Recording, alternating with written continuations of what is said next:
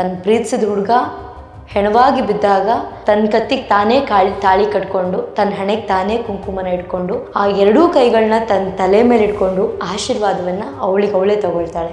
ಸಾಕ್ಷಂ ಅಂತ ಹೇಳ್ಬಿಟ್ಟು ಹುಡುಗ, ಅಂಚಲ್ ಅನ್ನೋ ಹುಡುಗಿ ಸಾಕ್ಷಂ ಅನ್ನೋ ಹುಡುಗ ಚೆನ್ನಾಗಿ ಪ್ರೀತಿಸ್ತಾ ಇರ್ತಾನೆ. ಒಬ್ರು ಬಿಡ್ಕೊಡ್ಬಾರ್ದು, ಇಬ್ರು ಚೆನ್ನಾಗಿರ್ಬೇಕು, ಚೆನ್ನಾಗಿ ಬದುಕಬೇಕು. ಪ್ರೀತಿಸೋರು ಎಲ್ಲರೂ ಹಿಂಗೆ ಪ್ರೀತಿಸೋದು, ಎಲ್ಲರಿಗೂ ಅದೇ ಅಲ್ವಾ ಆಸೆ. ನಾವು ಪ್ರೀತಿಸೋರಿಗೋಸ್ಕರ ಕೆಟ್ಟದ್ದನ್ನು ಬಿಟ್ಟು ಒಳ್ಳೆಯದನ್ನು ತಗೊಂಡು ಜೀವನ ನಡೆಸಬೇಕು ಅನ್ನೋದೇ ಅಲ್ವಾ ಎಲ್ಲರಿಗೂ ಆಸೆ. ಅದೇ ಸಾಕ್ಷಂ ಮಾಡಿದ್ದು. ಅಂಚಲ್ಗೋಸ್ಕರ ತನ್ನ ಎಲ್ಲ ಬೇಡವಾಗಿರೋ ಆ್ಯಕ್ಟಿವಿಟೀಸ್ನ ಬಿಟ್ಟು ಅಂಚಲಿಗೋಸ್ಕರ ಸ್ವಲ್ಪ ಸರಿಯಾಗ್ತಾ ಬರ್ತಾನೆ. ಅಂಚಲ್ ಹಾಗೆ ಸಾಕ್ಷಂ ಇಬ್ಬರೂ ಪ್ರೀತಿಸ್ತಿದ್ದಾರೆ ಅನ್ನೋ ವಿಚಾರ ಮನೇಲಿ ಗೊತ್ತಾಗ್ಬಿಡುತ್ತೆ. ಪ್ರಾಣ ಮುಖ್ಯನಾ ಅಥವಾ ಜಾತಿ ಮುಖ್ಯನಾ ಅಂತ ಬಂದಾಗ ಪ್ರಾಣನೇ ಮುಖ್ಯ. ಜಾತಿ ಅರ್ಧ ಗಂಟೆ ನಾವು ಅದನ್ನು ಚೇಂಜ್ ಮಾಡ್ಕೋಬೋದು. ನಂಗೆ ಈ ಜಾತಿ ಬೇಡ, ಆ ಜಾತಿಗೆ ಹೋಗ್ತೀನಿ, ಆ ಜಾತಿ ಬೇಡ, ಈ ಜಾತಿಗೆ ಹೋಗ್ತೀನಿ ಅಂತ ಚೇಂಜ್ ಮಾಡ್ಕೊಳ್ಳೋ ಆಪ್ಷನ್ ಇದೆ. ಬಟ್ ಒಂದ್ಸಲ ಪ್ರಾಣ ಹೋದರೆ ಮತ್ತೆ ಅದನ್ನು ತರೋಕ್ಕಾಗಲ್ಲ. ಪ್ರೀತಿ ಅನ್ನೋದು ತುಂಬ ಪ್ರಾಮುಖ್ಯವಾದದ್ದು, ತುಂಬ. ಅದನ್ನು ಎಲ್ಲರಿಗೂ ಕೊಡೋಕ್ಕೆ ಸಾಧ್ಯನೇ ಇಲ್ಲ. ಹಾಯ್ ಎಲ್ಲರಿಗೂ ನಮಸ್ಕಾರ. ನೀವು ನೋಡ್ತಿದ್ದೀರಾ ಸ್ಪೀಡ್ ಪ್ಲಸ್ ಕರ್ನಾಟಕ. ನಾನು ಪ್ರಿಯಾ ಸೋಮೇಶ್. ಮದುವೆ ಅಂತ ಬಂದಾಗ ಒಬ್ಬೊಬ್ರು ಒಂದೊಂಥರ ಮದುವೆ ಆಗ್ತಿದ್ದಾರೆ. ಅರೇಂಜ್ ಮ್ಯಾರೇಜು, ಲವ್ ಮ್ಯಾರೇಜು, ಅದ್ರ ಜೊತೆಗೆ ಜಾತಕ ಕೇಳಿಸಿ ಮದುವೆ ಆಗೋದು, ಇಲ್ಲ ಅಂತಂದರೆ ಓಡೋಗಿ ಮದುವೆ ಆಗೋವಂಥದ್ದು, ಈ ಥರ ಎಲ್ಲ ನಡೀತಾ ಇದೆ ಸಮಾಜದಲ್ಲಿ.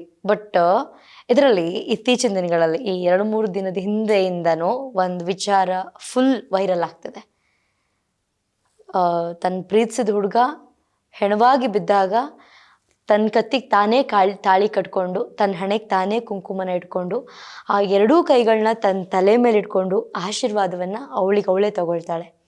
ಈ ಥರ ಒಂದು ಘಟನೆ ಸೋಷಿಯಲ್ ಮೀಡಿಯಾದಲ್ಲಿ ನೀವು ಸಿಕ್ಕಾಪಟ್ಟೆ ನೋಡ್ತಾ ಇದ್ದೀರಾ. ಇವಾಗ ಹುಡುಗ ಪ್ರೀತಿ ಮಾಡಿದ್ರೆ ಹುಡುಗಿ ಪ್ರೀತಿ ಮಾಡಲ್ಲ, ಹುಡುಗಿ ಪ್ರೀತಿ ಮಾಡಿದ್ರೆ ಹುಡುಗ ಪ್ರೀತಿ ಮಾಡಲ್ಲ. ಈ ಥರ ಒಂದು ಸಿಚುವೇಶನ್ ಬಂದಾಗ ಒಬ್ರನ್ನ ಕೊಲ್ತಾರೆ. ಅದೆಲ್ಲ ನಾವು ನೋಡ್ತಾ ಇದ್ದೀವಿ ಪ್ರತಿದಿನ TV, ಪೇಪರಲ್ಲಿ, ಆಡಿಯೋದಲ್ಲಿ, ವಿಡಿಯೋದಲ್ಲಿ ನೋಡ್ತಾನೆ ಇದ್ದೀವಿ. ಅವಳು ನನ್ನ ಪ್ರೀತಿನ ಅಕ್ಸೆಪ್ಟ್ ಮಾಡ್ಕೊಂಡಿಲ್ಲ, ಅದಕ್ಕೆ ಅವಳ ಮೇಲೆ ಆ್ಯಸಿಡ್ ಹಾಕಿದೆ, ಅದಕ್ಕೆ ಅವಳನ್ನ ನಾನು ಕೊಲೆ ಮಾಡಿದೆ, ಅದಕ್ಕೆ ನಂದು ಅವಳದು ಫೋಟೋಸ್ನೆಲ್ಲ ವೈರಲ್ ಮಾಡಿದೆ. ಈ ಥರ ಇನ್ನೂ ಕೆಲವು ತಂದೆ ತಾಯಿಗಳು ಜಾತಕ ನೋಡಿ ಒಳ್ಳೆ ಹುಡುಗ, ಒಳ್ಳೆ ಜಾಬು ಅಂತೆಲ್ಲ ಮದುವೆ ಮಾಡಿಕೊಡ್ತಾರೆ. ನಾಳೆ ದಿನ ಅವಳು ಹೆಣವಾಗಿ ಮನೆಗೆ ಬರ್ತಾಳೆ. ಇನ್ನು ಕೆಲವೊಂದು ಕಡೆ ಹುಡುಗಿ ಒಳ್ಳೆಯವಳು, ಹುಡುಗಿ ಫ್ಯಾಮಿಲಿ ಒಳ್ಳೆಯದು, ತಾಯಿ ಒಳ್ಳೆಯವರು, ತಂದೆ ಒಳ್ಳೆಯವರು, ಇವಳನ್ನ ನಾನು ಮದುವೆ ಮಾಡ್ಕೋಬೇಕು ಅಂತ ಮದುವೆ ಮಾಡ್ಕೊತಾರೆ. ಒಂದಷ್ಟು ದಿನಗಳ ಕಾಲ ಸಂಸಾರ ಮಾಡ್ತಾರೆ.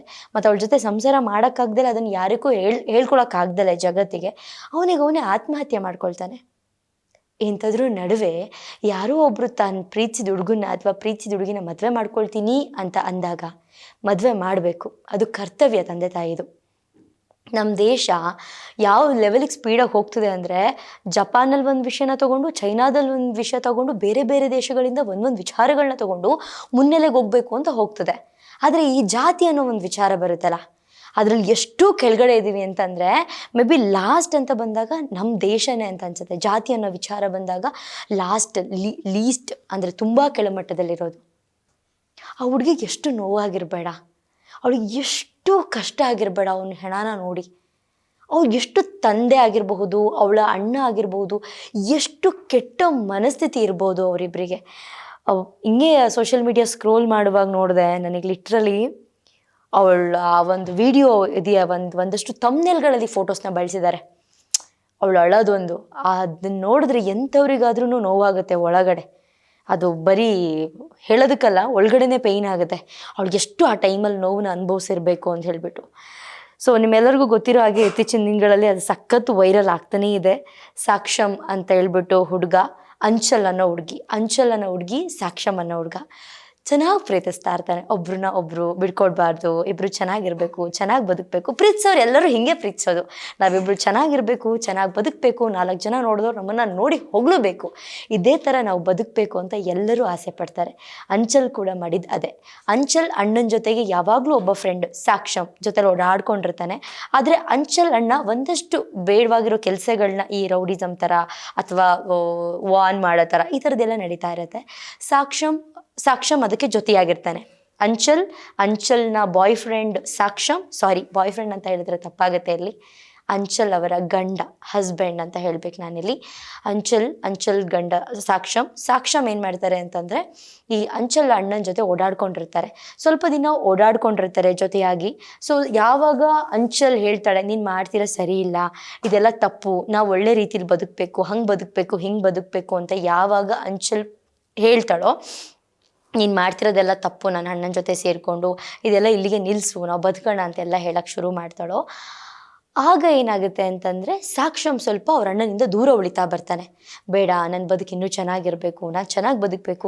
ಎಲ್ಲರಿಗೂ ಅದೇ ಅಲ್ವಾ ಆಸೆ, ನಾವು ಪ್ರೀತಿಸೋರಿಗೋಸ್ಕರ ಕೆಟ್ಟದ್ದನ್ನು ಬಿಟ್ಟು ಒಳ್ಳೆಯದನ್ನು ತಗೊಂಡು ಜೀವನ ನಡೆಸಬೇಕು ಅನ್ನೋದೇ ಅಲ್ವಾ ಎಲ್ಲರಿಗೂ ಆಸೆ.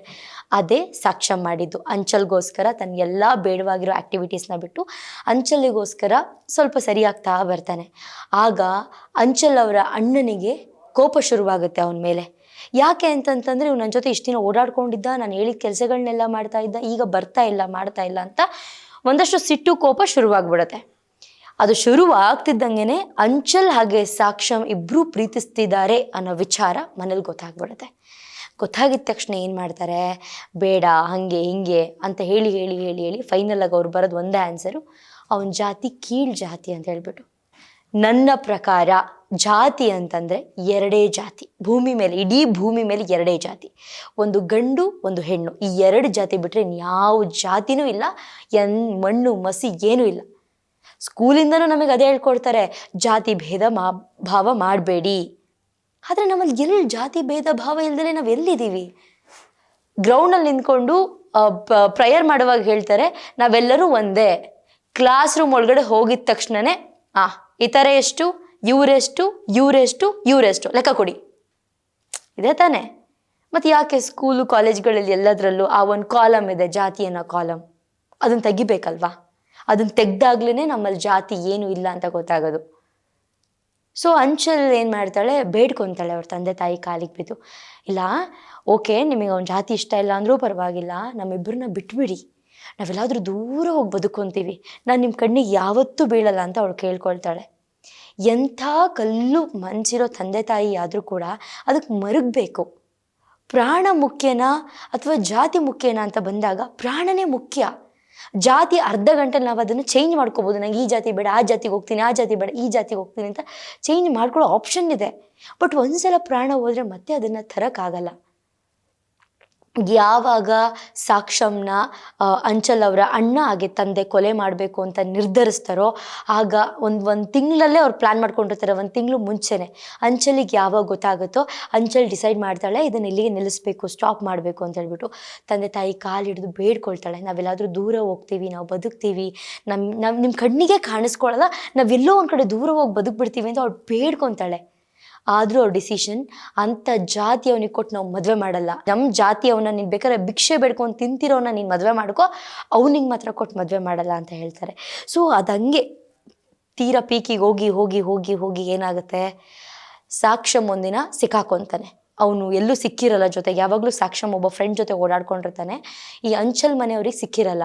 ಒಂದಿನ ಯಾವುದೋ ಅಂಗಡಿ ಹತ್ರ ನಿಂತಿದ್ದಾಗ ಜಾಸ್ತಿ ಜನ ಇಲ್ದಿರೋದನ್ನ ನೋಡಿಕೊಂಡು ಗುಂಡು ಹಾರಿಸ್ತಾರೆ ಅಂಚಲ್ ಅವ್ರ ಮನೆಯವರು. ಗುಂಡು ತಾಕತ್ತೆ, ಒಂದಷ್ಟು ಆಯುಧಗಳಿಂದ ಅವನಿಗೆ ಹೊಡಿತಾರೆ, ಅವನ ಪ್ರಾಣನ ಅಲ್ಲೇ ಬಿಡ್ತಾನೆ. ಅದೆಲ್ಲದಕ್ಕಿಂತ ನೆಕ್ಸ್ಟ್ ಲೆವೆಲ್ ಅಂತ ಅನ್ಸೋದು ಏನು ಗೊತ್ತಾ, ಆ ಹೆಣನ ತೊಗೊಂಡು ಬಂದಮೇಲೂ ಕೂಡ ಸಾಕ್ಷಂ ಮನೆಗೆ ತೊಗೊಂಡು ಬರ್ತಾರೆ ಅದನ್ನು ಅಂತ್ಯಕ್ರಿಯೆ ಮಾಡೋದಕ್ಕೋಸ್ಕರ. ಆಗ ಅಂಚಲ್ ಹೋಗ್ತಾಳೆ ಅಲ್ಲಿಗೆ.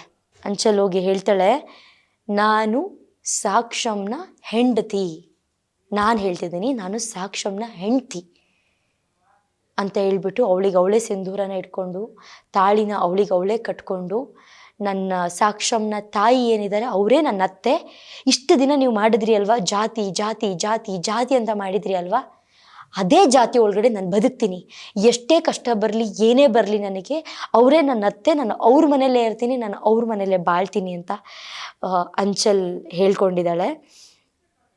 ಇದೆಲ್ಲ ನೋಡಿ ನನಗೆ ಸೀರಿಯಸ್ ಆಗಿ ಅನ್ನಿಸ್ತು, ಏನು ನಮ್ಮ ದೇಶ ಎಷ್ಟು ಮುನ್ನೆಲೆಗೆ ಬಂದಿದೆ, ಏನೆಲ್ಲ ಅಪ್ಡೇಟ್ ಆಗ್ತದೆ, ಎಜುಕೇಷನ್ ಸಿಸ್ಟಮ್ ಎಷ್ಟು ಮುಂದೋಗ್ತಿದೆ, ಎಲ್ಲರೂ ಎಜುಕೇಟೆಡ್ಸ್, ಎಲ್ಲರೂ ಚೆನ್ನಾಗಿ ಓದ್ತಿದ್ದಾರೆ. ಆದರೆ ಎಲ್ಲಿ ಅದು ಬರೀ ಪುಸ್ತಕದಲ್ಲಿ ಮಾತ್ರ ಉಳ್ಕೊಳ್ತಿದ್ಯಾ ಅಂತ ನನಗೆ ಅನ್ನಿಸ್ತಿದೆ. ಅವ್ರನ್ನ ಈ ಕತೆ ಕೇಳಿದಾಗ ನನಗೆ ಹಂಗೆ ಅನ್ನಿಸ್ತು, ಇವನೇ ನನ್ನ ಗಂಡ, ನನ್ನ ಗಂಡನೇ ಅವನು, ಬರೀ ನನಗೆ ಸಾಕ್ಷಂ ಬೇರೆ ಯಾರೂ ಅಲ್ಲ, ನನ್ನ ಗಂಡ ಅವನು, ನಾನು ಇನ್ನು ಯಾರನ್ನೂ ಮದುವೆ ಮಾಡ್ಕೊಳ್ಳಲ್ಲ, ಅವನ ಹೆಂಡತಿಯಾಗೆ ನಾನು ಬದುಕ್ಬಿಡ್ತೀನಿ, ನಾನು ವಿಧವೆ. ಈಗ ನನ್ನ ಗಂಡ ಸತ್ತೋಗಿದ್ದಾನೆ, ನಾನು ವಿಧವೆಯಾಗೇ ಬಾಳ್ತೀನಿ, ನಾನು ನಮ್ಮ ಅತ್ತೆ ಮನೇಲಿ ಬಾಳ್ತೀನಿ, ನನಗೆ ಅವರೇ ಎಲ್ಲ, ಇನ್ಮೇಲೆ ನಾನು ಅಲ್ಲೇ ಇರ್ತೀನಿ ಅಂತ ಹೇಳ್ಬಿಟ್ಟು ಪಣ ತೊಟ್ಟಿದ್ದಾಳೆ. ಈ ಒಂದು ಪ್ರೀತಿ ನೋಡಿ ಒಂದಷ್ಟು ಜನ ಒಂದೊಂದು ಥರ ಕಮೆಂಟ್ ಮಾಡ್ತಿದ್ದಾರೆ. ಬಟ್ ನಾನು ಕೊನೆಯದಾಗಿ ಏನು ಹೇಳೋಕ್ಕೆ ಇಷ್ಟಪಡ್ತೀನಿ ಅಂತಂದರೆ, ಪ್ರೀತಿ ಅನ್ನೋದು ತುಂಬ ಪ್ರಾಮುಖ್ಯವಾದದ್ದು, ತುಂಬ. ಅದನ್ನು ಎಲ್ಲರಿಗೂ ಕೊಡೋಕ್ಕೆ ಸಾಧ್ಯನೇ ಇಲ್ಲ. ಆ ಪ್ರೀತಿಸಿದವ್ರನ್ನ ಒಂದು ಮಾಡಬೇಕು. ಈ ಜಾತಿ ಅಂತೆ, ಗೌರ್ಮೆಂಟ್ ಜಾಬ್ ಇಲ್ವಂತೆ, ಹುಡುಗನಿಗೆ ಒಂದು ಒಳ್ಳೆ ಮನೆ ಇಲ್ವಂತೆ. ಇವತ್ತು ಎಷ್ಟೋ ಜನ ದೊಡ್ಡ ದೊಡ್ಡ ಶ್ರೀಮಂತರು ಮನೆ ಕೊಟ್ಟಿರೋ ಹೆಣ್ಣುಮಕ್ಳು ಹೆಣವಾಗಿ ಬರ್ತಿದ್ದಾರೆ. ಇವತ್ತು ನನಗೆ ಗೊತ್ತಿದ್ದಂಗೆ ಎಲ್ರಿಗೂ ಗೊತ್ತಿದ್ದಂಗೆ ಬೇಡ, ನನಗೆ ಗೊತ್ತಿದ್ದಂಗೆ ಇಲ್ಲಿರೋ ಎಷ್ಟು ಹೆಣ್ಮಕ್ಳು ಅಡ್ಜಸ್ಟ್ ಮಾಡ್ಕೊಂಡು ಬದುಕ್ತಿಲ್ಲ. ಹೆಣ್ಮಕ್ಳಾಗಿರ್ಬೋದು, ಹೆಣ್ಮಕ್ಳು 90% ಅಡ್ಜಸ್ಟ್ ಮಾಡ್ಕೊತಿದ್ರೆ ಗಂಡು ಮಕ್ಕಳು 10% ಇದ್ದೇ ಇದ್ದಾರೆ ನಮ್ಮ ಸಮಾಜದಲ್ಲಿ. ಎಷ್ಟು ಜನ ಅಡ್ಜಸ್ಟ್ ಮಾಡ್ಕೊಂಡು ಹೋಗ್ತಾ ಇಲ್ಲ ತನ್ನ ಗಂಡನಿಗೆ. ಅತ್ತೆ ಮಾವ, ಅತ್ತಿಗೆ, ನಾದ್ನಿ, ಬಾವ, ಮೈದ್ನ, ಅವ್ರ ಮಕ್ಕಳಂತೆ, ಅವ್ರ ರಿಲೇಟಿವ್ಸ್ ಅಂತೆ, ಎಷ್ಟು ಜನ ಅಡ್ಜಸ್ಟ್ ಮಾಡ್ಕೊಂಡು ಹೋಗ್ತಾ ಇಲ್ಲ. ಯಾಕೆ? ಒಂದೇ ಕಾರಣ, ತನ್ನ ತವ್ರ ಮನೆಗೆ ಹೋದರೆ ಎಲ್ಲಿ ನನ್ನ ಮರ್ಯಾದೆ ಹಾಳಾಗುತ್ತೆ, ನನ್ನ ಮರ್ಯಾದೆಗಿಂತ ನನ್ನ ಮದುವೆ ಮಾಡಿಕೊಟ್ಟಿದ್ದು ಮನೆಯವ್ರ ಮರ್ಯಾದೆ ಎಲ್ಲಿ ಹಾಳಾಗೋಗುತ್ತೋ ಅನ್ನೋ ಒಂದು ಕಾರಣಕ್ಕೆ ಹೆದರಿ ಬದುಕ್ತಾ ಇದ್ದಾರೆ.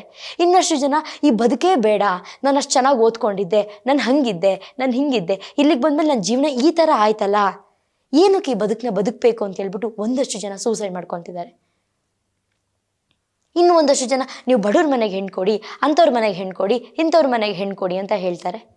ಯಾರ ಮನೆಗೆ ಹೆಣ್ಣು ಕೊಟ್ಟರು ಹೆಣ್ಣಿನ ವ್ಯಾಲ್ಯೂ, ಹೆಣ್ಣಿಗೆ ಏನು ಗೌರವ ಕೊಡಬೇಕು, ಹೆಣ್ಣಿನ ಮನಸ್ಥಿತಿನ ಅರ್ಥ ಇಲ್ದಿರೋ ಬಡವನು ಕೊಟ್ಟರು ಅಷ್ಟೇ, ಶ್ರೀಮಂತನಿಗೆ ಕೊಟ್ಟರು ಅಷ್ಟೇ, ಯಾರ ಮನೆ ಕೊಟ್ಟರು ಇದೇ ನಡೆಯುತ್ತೆ.